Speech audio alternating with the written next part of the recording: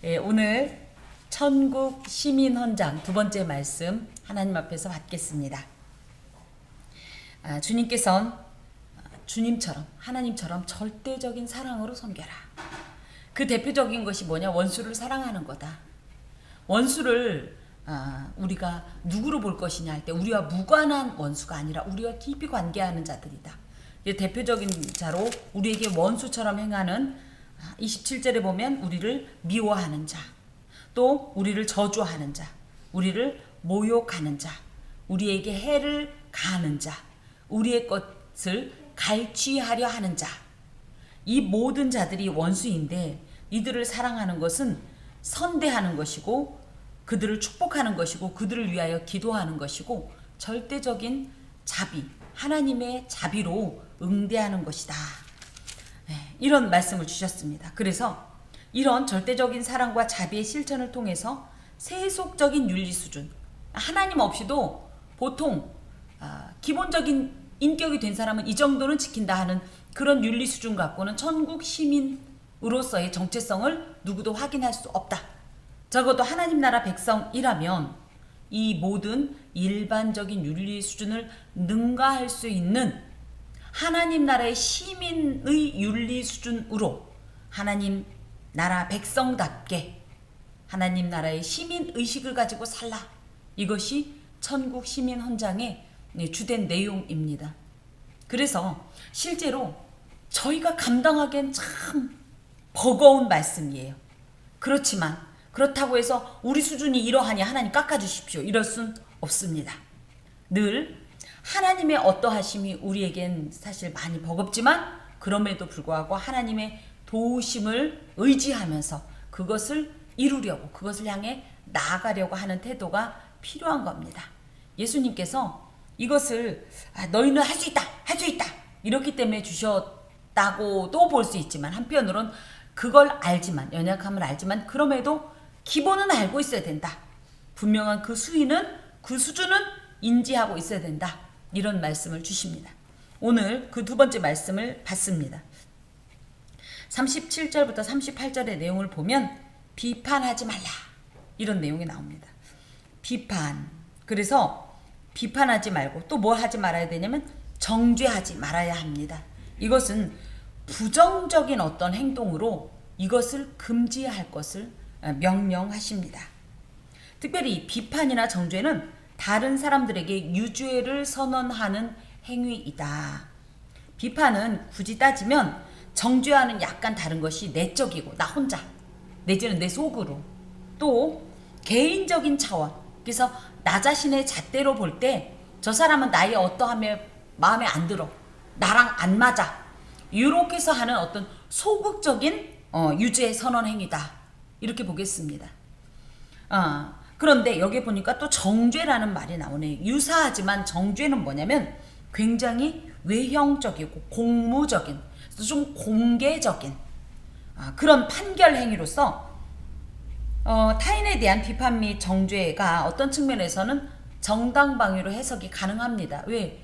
그가 먼저 나에게 어떤 행동을 했기 때문에 나는 그것에 대해서 응대하는 거다 라고 얘기할 수도 있지만 중요한 것은 우리가 하나님 앞에서 내가 완전하기 때문에 나의 완전함에 비해서 저 사람이 부족하다. 나의 온전함에 비해서 나의 의로움에 비해서 저 사람이 죄되다. 해롭다. 뭐 이렇게 얘기할 수 있느냐 이겁니다. 그래서 1만 달란트 빚진 자의 그 비유에서처럼 누구도 인간 중에서는 하나님 앞에서 스스로를 완전하다, 의롭다고 주장할 수 없는 절대 죄인으로서 이 모든 판결권은 하나님께만 있다. 우리가 이런 판결권을 함부로 사용한다면 이것은 하나님의 권위에 도전하는 행위고 월권 행위다. 원수 갚는 것이 우리에게 있지 않고 하나님께 있다. 그런데 우리는 인간적으로 우리가 갚아야 속이 시원하단 말이죠. 늘 말씀드리지만 정량으로만 갚아도 그나마 다행이다. 누구랑 말싸움을 하게 됐다 칩시다. 그러면 주로 어떤 사람이 이기는 거예요? 말을 끝까지 하는 사람이 이기는 거예요. 그쵸? 주고받고 했는데 그렇죠? 내가 한마디 했더니 이 사람이 더 이상 말을 못해. 그럼 누가 이긴 거예요? 내가 이긴 거예요. 근데 그 상대가 뭐라고 했는데 내가 말대꾸를 못했어. 그럼 어떻게 되는 거죠? 내가 진 거예요. 이런 묘한 심리 때문에 끝까지 말을 하려고 이기려고 하다 보면 오히려 내가 당한 해보다 내가 당한 어떤 상처보다 더 어마어마한 것을 상대에게 쏟아부을 수밖에 없다라는 거죠. 그렇기 때문에 그것이 오히려 하나님 앞에 득죄함이 되죠. 그러므로 이 모든 것을 정확하게 판단하시고 상 내지는 벌을 주시는 하나님 앞에 이 판결권을 내어드려야지 너희들이 월권행위 하지 말라. 이것이 비판과 정죄에 대한 금지 명령의 목적입니다. 사무엘하 16장에 보면 다윗이 그 아들 압살롬의 반역 행위 때문에 예루살렘에서 쫓겨나서 그 도피하는 그런 장면이 나옵니다. 그때 베냐민 사람 이 시므이가 나와가지고 다윗을 막 이 비루한 자에 막 저주하고 흙 뿌리고 막 이렇게 할 때 다윗이 어떻게 합니까? 안 갚잖아요. 분명히 시므이한테 다윗이 잘못한 것도 없는데도 그의 비난과 정죄를 묵묵히 삼키면서 뭐라고 하냐면 하나님께서 이것을 판단해 주시길 원하노라. 근데 후에 하나님께서 그걸 판단하셔서 갚으시잖아요. 사실 인간 관계 속에서 이게 가장 힘이 들어요. 말을 안 하면 내 속이 일단 첫 번째 터지고 두 번째 그걸 아무도 몰라주는 것 같고 나만 손해보는 것 같고 그래서 갚아주고 싶은 이런 강렬한 욕구가 우리 속에 치밀지만 그것은 세상 사람들도 똑같기 때문에 그들은 내뱉는다는 거예요. 근데 우리는 하나님의 권리 침해라는 생각에 또 하나님께 맡기는 마음으로 이것을 기꺼이 자발적으로 금지한다는 거죠. 그래야 천국 시민으로서의 자격이 있고 또 사람들에게 보여주는 어떤 증표가 된다라는 겁니다. 그럼 천국 시민 아무것도 말아야 되냐? 아니다. 이런 상황에서 뭐 해야 되냐? 그래서 방금 거는 굉장히 부정적인 금지 명령이었다면 지금부터 나온 것은 굉장히 긍정적인 명령으로 첫 번째 뭐 해라? 용서하라. 용서하라. 그렇죠. 주라도 있는데 용서하라. 사실 이 긍정적인 명령은 성도가 이웃과의 관계에서 할 수 있는 최선의 행위입니다. 그럴 때 정상적인 관계, 상처가 없는 관계에서라기보다는 사실은 내가 뜻하지 않게 상처를 입은 손실을 당한 입장에서도 이렇게 해야 된다는 거죠. 그래서 첫 번째 용서. 이것은 그냥 용서하면 저쪽에서도 용서해 주니까 내가 먼저 용서한다. 이런 용서의 어떤 공식이라기보다는 예수님의 용서처럼 용서하라 이거예요. 참 우리의 삶 가운데 예수님처럼 그러면 그때부터는 할 말이 없어져요. 그쵸? 우리끼리면 할 말이 참 많아요. 나는 이만하면 잘 지내고 있고 나는 이만하면 나쁘지 않은데 그래서 내가 굉장히 사람들에 비해서는 의로운 것 같은데 예수님과 비교하면 유구무원이올시다 이거지요. 자, 용서의 권리를 우리는 우리들에게 있는 것처럼 착각을 하면서 어떻게 하냐면 우리가 용서를 할 수 있는 것처럼 이것은 용서할 수 있어. 이것은 용서 못해. 이렇게 범위와 조건을 제한하는 경우가 많은데 이것은 또한 교만이라는 거예요. 왜요? 그 용서는 우리가 기준이 아니라는 거예요. 하나님이 기준이라는 거예요. 야, 자, 그러니 그렇게 용서해라. 예수가 우리를 용서한 것처럼. 이것이 주께서 주시는 이 천국 시민 헌장입니다. 두 번째, 주라. 줄 때 어떻게 주냐? 후히 주고. 후히 되어 누르고 아니에요. 이거는 아니에요. 갚아주신다는 뜻이에요. 아이고, 저도 같이 가려고 그랬어요. 주래요. 근데 어떻게 주냐? 무조건 줘라 이거예요. 무조건 줘라. 받을 거 생각하면서 주지 마라. 내가 이렇게 주면 하나님이 보시겠지? 하지 마라. 일단은 무조건 베풀어라. 이 베품이 뭡니까? 구제도 해당이 됩니다. 누군가 필요하다 그러면 예전에는 우리 그랬잖아요. 한 푼 주세요. 막 이러면 무조건 불쌍해서 줬더니 뒤에 소문이 났죠. 저 사람 알고 보니까 집이 세 차례야. 그런 얘기 들어봤죠? 저렇게 껌파리 해서 불쌍한 줄 알았더니 야 껌파리 탁 끝나고 나면 앵벌이 끝나고 나면 벤츠 타고 떠나더라. 뭐 이런 소리 들으니까 요즘 어때? 우리가 어머 이 사람 저도 될까? 그죠? 또 전철 같은 데 타서 눈 불편한 이런 시각장애인들이나 이런 분들이 또 하필이면 가슴을 울리는 천부의 의지 없어서 막 이런 그 피아노 소리 하모니카 소리 내고 가면 줄까 말까 그러다 아니야 저거 줘봤자 더 나쁜 저 사람이 가져갈 거야 그러니까 안 줘 뭐 이런 생각을 하는데 그러지 말자고 그러지 말라고 하나님이 보신다고 그냥 베풀라고 조건 없이 그 말입니다. 무조건 어떤 것이든 나의 소유가 타인에게 필요하다 하면 주라. 이것이 주님께서 주라고 하시는 어떤 이런 현장에서의 우리의 선행입니다. 그러면 어떻게 하시냐? 하나님께서 후이 되어 누르고 흔들어 넘치도록 하여 너희에게 안겨주리라. 이건 뭐냐면 곡물을 이렇게 사고 파는 매매 현장에서 예를 들어 저희가 10,000원어치 주세요 하면 그렇죠. 보통 일반적인 그 상인들은 어떻게 합니까? 그죠? 이렇게 술렁술렁 이렇게 주죠. 그러면서 이만큼 더 주면서 굉장히 더 주는 척 하잖아요.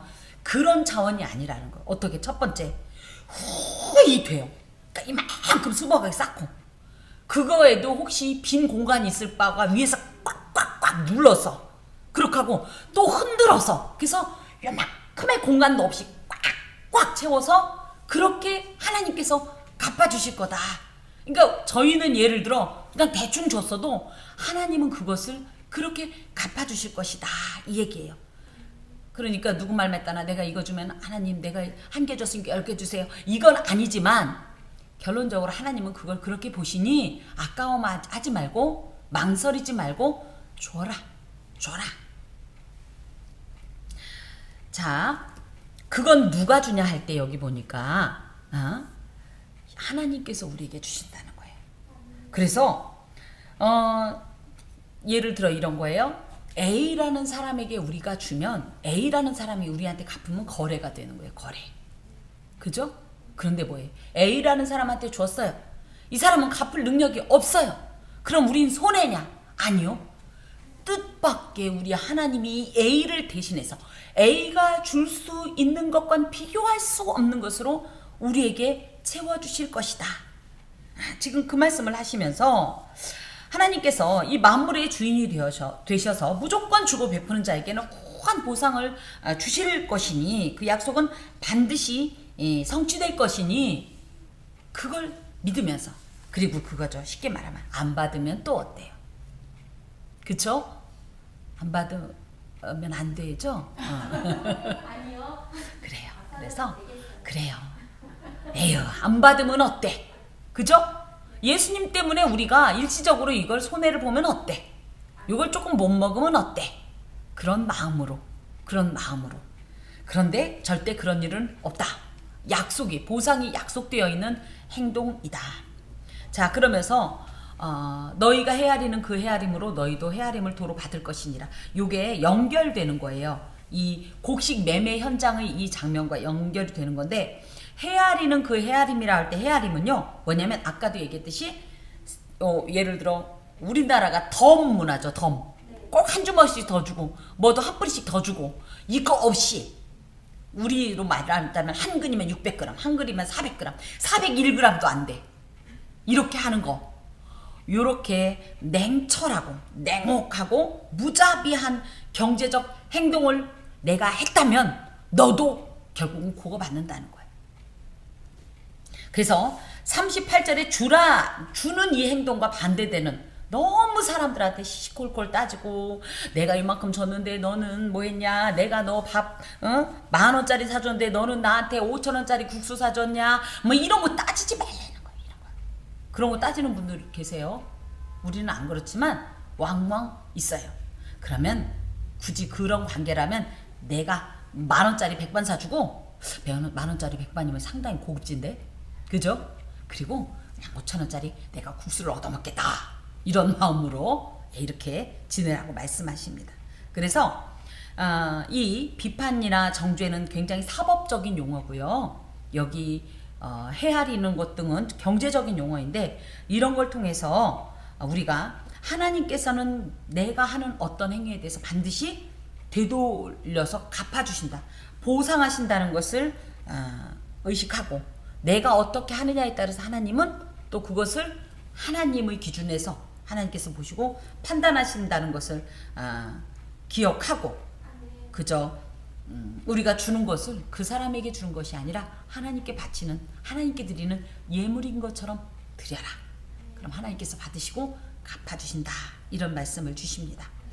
또 39절부터 42절까지는 이제 그러면서 비판하지 말아야 할 이유에 대해서 조금 자세하게 설명하고 계세요. 또 비유로 말씀하시되 맹인이 맹인을 인도할 수 있느냐, 둘이 다 구덩이에 빠지지 아니하겠느냐. 그래서 맹인 티플로스라는 말은 그냥 단순히 보지 못한다는 것도 있지만 이것이 마태복음에서는요 종교 지도자들을 얘기했어요. 종교 지도자들에 대한 비유예요. 이 종교 지도자들은 누구냐고 하면 구원의 진리를 발견할 수 없는 영적 무능력자를 여기서 맹인이라고 그 마태복음에서 맹인이라고 했는데 여기서도 그렇게 이해해도 좋습니다. 그래서 첫 번째 맹인이니까 맹인을 인도하는 맹인은 누구냐 할 때 굳이 얘기하면 유대 종교 지도자들처럼 구원의 진리를 발견할 수 없는 영적 무능력자 주제에 그 다음에 인도함을 받는 맹인은 누구냐고 하면 참된 지도자를 분별하지 못하는 영적 무능력자. 약간 다른 거예요. 그래서 하나님을 제대로 선포하지도 못하고 만나지도 못하고 확신도 없고 그래서 온전한 길로 인도하지도 못하는 맹인이 그 누가 온전한 하나님의 이 종으로서 선지자로서 이 사명을 감당하고 있는지를 분별하지 못하는 영적 무능력자를 끌고 가면 결론이 어떻게 된다? 구덩이에 빠진다. 구덩이에 빠진다. 구덩이가 뭡니까? 결론적으로는 파멸이죠. 저는 이런 말씀을 드립니다. 여러분 누가 그래요? 이거 몰라 덮어놓고 믿어. 목사님이 그랬으니까 책임져 주겠지. 이건 정말 어리석은 행동입니다. 목사님은 우리의 삶을 책임져 줄 수가 없어요. 저도 폼나게 책임져 주고 싶어요. 근데 아주 솔직히 고백할게요. 못 책임져요. 책임 못 져요. 저도 제 영혼을 책임 못 지는데 제가 무슨 책임을 집니까? 그쵸? 그래서 여러분께서 여러분을 인도하는 어떤 지도자가 맹인인가 아닌가를 잘 분별하세요. 너무 그럴듯한데 구원의 길을 제시해 주지 못해. 너무 멋있어. 너무 달콤해. 너무 짜릿해. 근데 남은 거는 웃는 거밖에 없어. 되게 은혜 받은 거 같은데 하나님은 없어. 복음은 없어. 이게 맹인이에요. 그런 걸 정하는 자가. 또 인도함을 받는 맹인은 누구냐? 아까도 말씀드린 것처럼 그냥 덮어놓고 믿는 거예요. 절대 그러지 마세요. 덮어놓고가 뭐예요? 책을 덮어놓고 뭔 책을? 성경을 덮어놓고 믿지 마세요. 성경을 열고 눈에 불을 켜고 이 말이 맞나? 베레아 사람들처럼 상고하면서 우리 목사님 저건 좀 이상한데? 라고 할 수 있어야 돼요.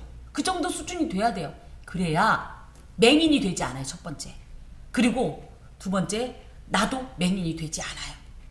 제가 너무 안타까운 것이 그거라니까요. 저희 친정어머님 그때 제가 이렇게 사진 보여드렸잖아요. 무학자이신 저희 어머님보다도 요즘 현대 성도들이 성경을 안 본다고요. 글을 몰라서 안 읽는다 그러면 이해가 가요. 글은 지금 몇 개 국어를 하는데요. 예. 이게 뭐예요? 스스로 맹인이 된 거예요. 스스로 덮어놓고 믿겠다는 거예요. 그러면 어떻게 된다? 둘 다 구덩이에 빠진다는 거예요. 자, 맹인은 영적 진리와는 거리가 먼 사람들이 없지만 스스로는 훌륭한 종교인이라고 생각하고 남들을 지도하는 위치에 서고자 한 종교 지도자들 등으로 이는 영적 교만에서 비롯된다. 영적으로 교만하게 되면 결코 영적 진리를 발견할 수 없게 되고 결론적으로는 인도하는 자나 인도함을 받는 자 모두 파멸을 당할 수밖에 없다라는 사실을 주께서 말씀하시면서 방금도 말씀하셨듯이 어떤 위치에서든지 맹인되지 말라. 맹인되지 말라. 구덩이에 빠진다. 자, 두 번째. 제자가 그 선생보다 높지 못하나 무릇 온전하게 된 자는 그 선생과 같으리라. 이런 말씀을 주세요. 제자와 선생. 이제 비슷한 얘기이긴 해요. 이 맹인과 맹인하고. 그래서 영적으로 무지한 종교 지도자들 인도함을 받는 제자들은요. 뭐예요? 여기 뭐 선생보다 그 선생보다 더 높지 못한다. 그러니까 겨우 그 선생 수준 최고가 그 선생 수준이라는 거예요. 이 선생이 구원의 길을 제시하지 못하니 이 제자도 그 안에서 아무리 훌륭하게 교훈을 받아봤자 가르침을 받아봤자 그 수준밖에 안 된다는 거죠. 이것은 또 얘기하면 아까도 얘기했던 그 맹인과 똑같은 얘기예요. 계속 같은 얘기가 반복되고 있거든요. 맹인을 인도해봤자 결국은 그 맹인의 수준밖에 안 되고 결론적으로는 그것이 구원의 길로의 인도함이 되지 않기 때문에 파멸에 이를 수밖에 없다. 자, 또 세 번째, 어찌하여 형제의 눈 속에 있는 티는 보고 내 눈 속에 있는 들보는 깨닫지 못하느냐. 너는 내 눈 속에 있는 들보를 보지 못하면서 어찌하여 형제에게 말하기를 형제야 나로 내 눈 속에 있는 티를 빼게 하라 할 수 있느냐. 쭉 이렇게 나와 있습니다. 이거는 조금은 우리가 이제 상상력을 동원해야 돼요. 눈 속에 티 정도는 상상이 가죠. 네. 예, 티라고 하면 옛날 그 시골에서는 뭐 건불, 그죠? 충청도 말로 탑새기, 뭐 이런 거예요. 작은 게 들어가도 굉장히 힘들어요. 근데 그만큼 작다는 거예요. 근데 들보는 뭐예요? 들보? 집 기둥이에요. 집 기둥. 집 기둥이 눈 속에 들어갈 수나 있어요? 그런데 여기서 뜻하는 것은 티는 조그만 결점이라는 거예요. 들보는 뭐예요? 상상도 못할 큰 허물이라는 거죠. 이걸 이제 얘기하면 이 티는 누구의 눈 속에 들어있어요? 형제의 눈 속에. 들보는 내 눈 속에. 이 둘은 비교할 수가 없어요. 그런데 우리는 어떻게 해요? 내 눈 속엔 들어가지도 못할 들보를 넣어놓고 그리고 들보가 들어오면 티로도 고통스럽고 티로도 제대로 눈을 뜰 수가 없는데 들보가 들어오면 눈이나 제대로 뜰 수가 있겠습니까? 그런데도 그거 보이지 않는 눈으로 뭘 보냐? 내 눈에 들보 때문에 거의 보이지 않는 이 눈으로 내 눈에 들보를 먼저 보지 않고 형제의 눈에 있는 티를 먼저 본다는 거예요. 즉 타인의 작은 도덕적 잘못이나 교류적 오류에 대해선 그렇게 눈에 불을 켜고 예리하게. 여러분 보통 우리가 이렇게 워딩을 하고 나면 자신은 오타를 잘 발견 못해요. 그죠? 누가 발견 잘하죠? 타인이. 고십니다. 똑같아요. 저도 오타 굉장히 신경 써요. 이런 성품이라니까. 아이고 주여. 어찌됐든 그러는데 하나님께서 보실 땐 비판이 일종의 그런 거라는 거예요. 네 눈에 들보 있다. 형제의 눈에 티를 탓하기 전에 네 눈에 일단 첫 번째 들보가 있다는 사실을 깨닫고 겸손해라. 교만하지 말아라. 비판하지 말아라. 굳이 형제의 티를 눈 속에 있는 티를 빼주고 싶으냐? 그럼 어떻게 해라? 여기에 나와요. 아래쪽에 봅시다. 42절 아래쪽에 외식하는 자요. 먼저 내 눈 속에 있는 들보를 빼라. 이게 무슨 얘기예요? 너부터 고쳐라. 너부터 똑바로 해라. 그 형제 보고 맹인이라고 비웃지 마라. 네가 맹인됨을 스스로 성찰하고 그 맹인된 자리에서 빨리 돌이켜라. 지금 이 말씀입니다. 이렇게 형제에 대한 진정한 사랑과 책임감을 가지고 형제한테 행하려면 나의 죄인됨을, 나의 연약함을 먼저 생각해야 된다. 그러면 형제를 결코 비난할 수 없다.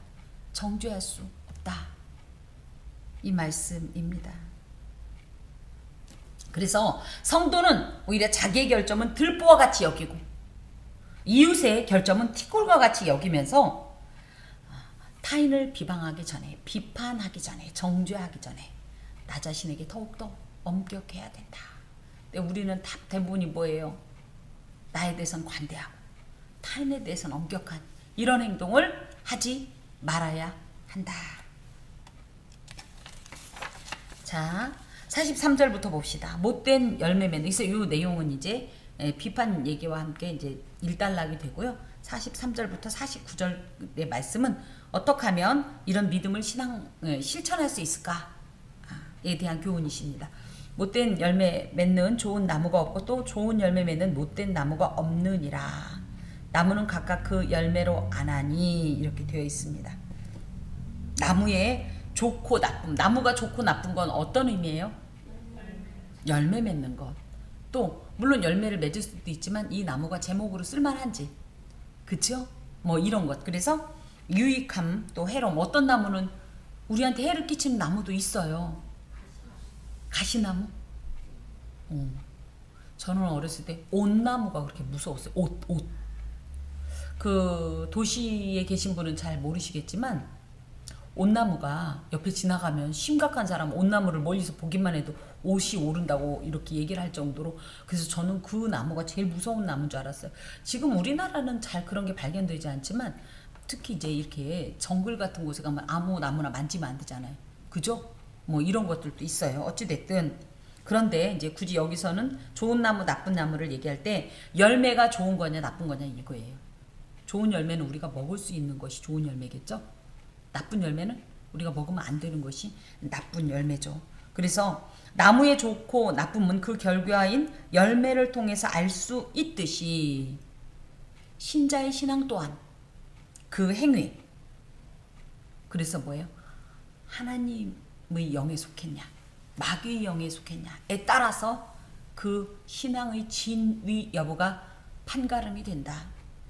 왜 내가 살아간 시간을 이렇게 생각할 때 내가 누구와 더 친하게 지냈냐, 누구스러웠냐를 보면 내가 누구 편인지 안다.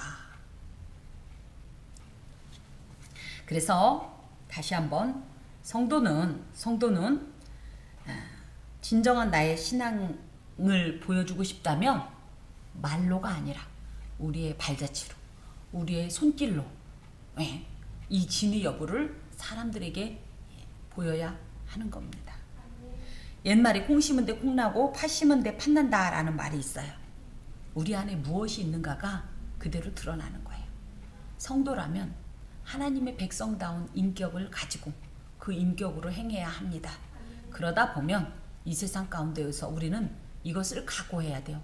엄청 손해볼 거다. 엄청 상처 입을 거다.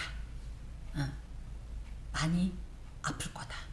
하지만 그것을 우리 주께서 아신다는 것을 기억하시고 우리는 기꺼이 그 길을 행해야 하겠습니다. 아멘. 그러면서 45절에 선을 행한 사람, 선한 사람은 마음에 쌓은 선에서 선을 내고 악한 자는 그 쌓은 악에서 악을 내나니 이는 마음에 가득한 것을 입으로 말함이니라. 특히 우리의 언어 생활이요. 참 요즘 이 말씀이 참 많이 나오네요. 우리의 언어 생활이요. 물론 우리가 그러죠. 아이고 어떻게 말해서 말보다는 마음이지. 그러니까 이 마음을 제대로 표현하라고요. 아멘. 가정의 달이에요. 사랑한다는 말을 표현해 주세요. 말 안 해도 알아요? 몰라요. 그리고 놀라운 게 있어요. 별로 안 사랑하는 것 같아도 사랑한다고 말하면 이 말에 나도 모르게 책임지려고 엄청 노력하게 되더라고요. 자, 너희는 나를 불러 주여 주여 하면서도 어찌하여 내가 말하는 것을 행하지 아니하느냐. 주여 주여 한다는 말은 무슨 얘기예요? 나는 당신의 종입니다. 주님은 나의 주님이십니다. 내 삶을 당신께 드립니다. 당신은 나의 모든 것입니다. 전부입니다. 이렇게 고백해 놓고서 생활하는 것은 전혀 나와 관계없이 생활하면 내가 그죠? 그것을 어떻게 그 믿음을 진짜라고 보겠냐? 이 말씀이에요. 내게 나와 내 말을 듣고 행하는 자마다 누구와 같은 것을 너희에게 보이리라. 그래서 사실은 하나님 예수 앞에 나와서 예수님의 말씀을 듣고 또 그것을 행하는 것 때문에 사람들에게서 네가 예수를 믿는 자라는 증표를 얻게 될 것이다. 이 말씀이에요. 그러면서 유대인의 집 짓는 풍습과 이방인의 집 짓는 풍습의 차이를 보여줍니다. 자, 집을 짓되 깊이 파고 주추를 반석 위에 놓은 사람과 같으니, 사실은 집을 지려면 당연히 이렇게 집을 지어야 되겠죠. 근데 제가 지난번에도 한번 말씀드린 것 같은데 유대인 중에서도 그렇고 유대의 지형 내지는 어떤 기후적인 이 환경을 제대로 이해하지 못하는 이들은 어떻게 해요? 딱 왔더니 이방인이 딱 왔더니 비옥한 삼각주예요. 평평해요. 그러니까 거기에다 딱 집을 짓는다는 거예요. 유대인들은 어떻게 해요? 거기다 집을 안 짓죠. 왜요? 한 번에 쓸려간다고 그랬잖아요. 자, 다시 이제 이 설명을 드릴게요. 유대는 평소엔 비가 안 와요. 근데 어떤 날 이 비가 쏟아지기 시작하는데 우리 골짜기에서 물 쏟아지는 거 왕왕 보셨죠? 이런 것처럼 한 번 이 골짜기에서 물이 이렇게 막 어마어마하게 쏟아지면요. 얘가 예를 들어 아침에는 곧 세상이 떠나갈 것 같이 노아의 홍수처럼 비 오다가 갑자기 멈추고요. 너무 건조하니까 바싹 말라버려요. 그렇게 해서 그 홍수 때 끌고 왔던 이 수많은 비옥한 이 흙들이요. 골짜기 막 산을 다 끌어다가요. 거름도 풍부한 어떤 그럴듯한 이 평야지대를 만들어요. 삼각주 평야가 원래 비옥하잖아. 이렇게 만드는 거예요. 그런데 문제는 뭐예요? 이건 언제든지 다시 그런 일이 있으면 떠내려갈 곳이에요. 근데 이걸 아는 히브리인들은, 유대인들은 거기다 집을 절대 짓지 않아요. 아무리 거기서 편하고 아무리 만족스러워도 순간 그냥 이 집을 건져낼 수가 없고요. 자신도 떠내려가는 그걸 알기 때문에. 근데 외부에서 온 사람들은 그거를 모르니까 그렇게 집을 짓다가 큰 사고를 당하는 이런 풍습의 차이를 통해서 주님께서 말씀하시길, 야, 이 48절에 봅시다. 큰 물이 나서 탕류가 그 집에 부딪히되. 이게 무슨 얘기냐면 평소에는 히브리인이나 이방인이나 둘 다 집 잘 짓고 사는 것 같이 보인다는 거, 별 차이가 없다는 거예요. 하지만 위기의 날, 심판의 날, 주님께서 이 모든 것을 판결하시는 그날엔 어떤 일이 있느냐? 하나님의 말씀을 잘 듣고 천국의 시민답게 산 사람은 즉 여기에서 뭐냐면 집을 짓되 깊이 파고 주추를 반석 위에 놓은 사람인 거예요. 그 사람은 어떻게 돼요? 잘 지었기 때문에 능히 유동치 않는다는 거예요. 떠내려가지 않는다는 거예요. 그 하나님의 거센 이 심판의 이 탕류에 휘말려가지 않는다는 거예요. 하지만 주추 없이 흙 위에 지은 사람은 어떻게 해야 돼요? 하나님의 말씀을 제 아무리 들었어도 눈 하나 깜짝 안 한 사람은 평소에는 똑같다는 거예요. 아무 일 없을 땐 똑같다는 거예요. 근데 그 결정적인 날엔 집이 곧 무너져 파괴됨이 심하니라. 다시는 복구되지 않을 정도로 심각한 결과를 낸다라는 거죠.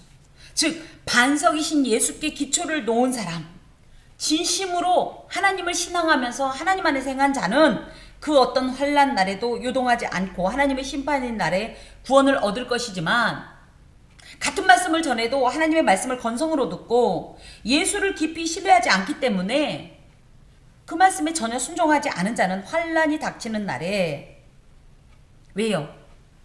행함이 없는, 기초 없는 신앙이었기 때문에 그냥 무너져 버리고 결론적으로는 그 환난을 견디지 못해서 완전한 실패, 멸망에 이르게 된다라는 거죠. 그래서 이런 말씀을 들었으면 그야말로 입술로만 주여 주여 하는 자가 아니라 뭐해라? 듣고 행하는 자가 되어야 된다. 그러니까 실천적인 믿음. 믿음은 그래서 늘 움직여야 되고요. 실제여야 해요. 지금 이 교훈을 주님께서 주십니다. 오늘 본문은 특별히 천국 시민으로서의 관계적인 특징을 주께서 규정하십니다. 그래서 교만에서 비롯된 정죄, 비판은 하지 마라. 또 그러면 아무것도 하지 말아야 되냐? 오히려 더 적극적으로 용서해라. 그리고 구제해라. 베풀어라. 냉혹하게 하지 마라. 얄짤없이 하지 마라. 그냥 손해보는 듯이 먼저 사랑해라.